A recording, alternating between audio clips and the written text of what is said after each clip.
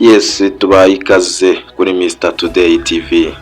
We ni wa mwanya tugenda tubagezaho amakuru agenda acicikana hirya no hino ku mbuga nkoranyambaga. Uyu munsi wa none wakibaza ngo tukuzaniye ayahe makuru, gusa ndagira ngo mbanze nkubwire ngo reba hasa hano handitse buto ya subscribe wakande mbere yuko twinjira mu makuru atuzinduye. Uyu munsi wa none tariki 9 z'ukwezi kwa 11 umuhanzi Kitoko cyangwa Rubarwa yamajije gukandagira ku butaka bw'u Rwanda, yamajije kugaruka mu Rwamubyaye, yamajije gukandagira i Kigali Kanombe. Yes, ngira ngo muramubona aha ni kuri parking, muramubona neza, bamwakiriye abakobwa beza cyane ndetse bamuhaye ururabo bamushyikiriza n'idarapo ry'igihugu cy'u Rwanda.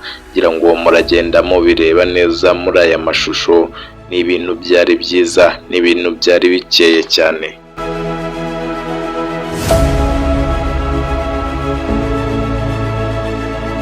Si ibyo gusa kandi uwitwa Kitoko yabajijwe ibibazo bigiye bitandukanye, yabajijwe n'abanyamakuru bari bamwakiriye ku kibuga cy'indege ndetse yabasubije byinshi bigiye bitandukanye, ndetse ngo dore ko Rwanda yamubanye ubuki. Kitoko, nyuma y'igihe kinini welcome muri Kigali, hanyuma ariko amakuru dufite nuko uratashye, uratubwira uko yumva kubigeze mu Rwanda, ariko ikindi njye mfite amakuru yihariye yuko ni experience yawe ya mbere kugenda muri Rwanda, utubwira uko wabyakiriye kwicara muri Rwanda. Rwanda reka ariyo mbere aho yanze bamfashe neza kandi byishimwe kuvuga bike kubera amaemosi, ariko bwari bwa mbere muri Rwanda. Yes, of course, ariko service bampaye uri yumva rero nyuma y'imyaka 12 unategerejwe mu gitaramo z'abaramo na Davido, igerageza guhuza bino bintu ndetse n'imyiteguro yawe kuri cya cyane.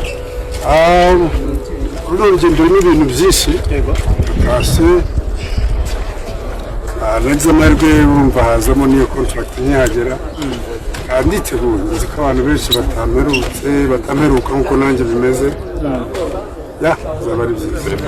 Ariko se gufata icyemezo cyo gutaha nyuma y'imyaka 12 uri mu Bwongereza byarakoroheye?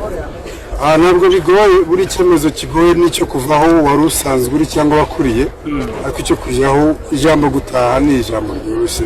Ukuntu wahura n'umuntu akwiye ngo aratashye n'umubaza ngo kuki utashye. Honestly ntabwo bigoye, byari bigoye no kuva hano, kandi ndabona mwese mukiribuka. Kito, uheruka inaha uri umuhanzi ukomeye kandi n'ubu uracyari umuhanzi ukomeye, urakomeza umuziki cyangwa utashye kubera ko ndabonye n'akandi kazi runaka uri bubifatanye?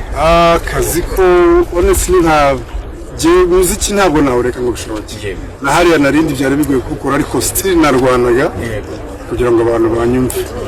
Music nzaguma nyikore, nibaza ko hano byoroshye, ariko mu binzanye ni ukureba n'ibindi nakora bishoboka.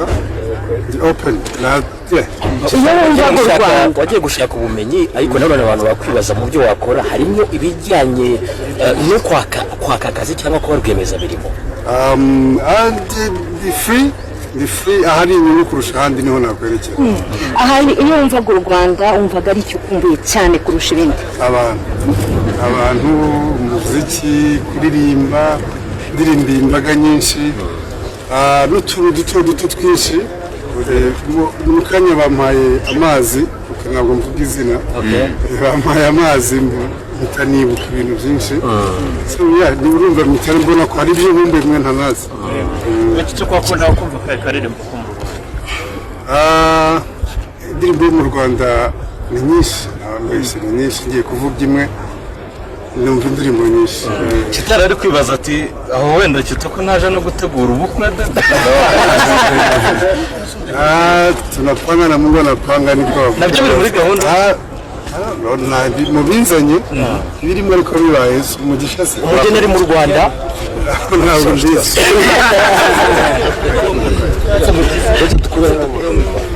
Si ibyo gusa kandi yabajijwe no bamwe mu bahanzi yumva bakorana cyangwa bahurira kuri stage bakorana igitaramo. Uyu muhanzi Kitoko adaciye ku ruhande yatangaje umuhanzi witwa Ngabo Medali, ndetse yavuze ko uwitwa Element nawe hari projet zimwe na zimwe batangiye kugenda bakorana bagiye kuzadusohorera. Reka dusoreze hano mubwira ngo urasubscribe utazaducikwa na bimwe mu biganiro tubagezaho byiza kandi byunze ubwenge. ariko bose twakora ndakeka. Umbajije mu bantu twakoranye indirimbo ngiye kubasetsa nagarura Meddy Meddy ni inshuti yanjye kurusha uko turi abahanzi, umuntu w'umunsi tuvugana hafi buri weekend. Nzi ko bitakoroha ariko ndabizi twakora igitaramo cyiza.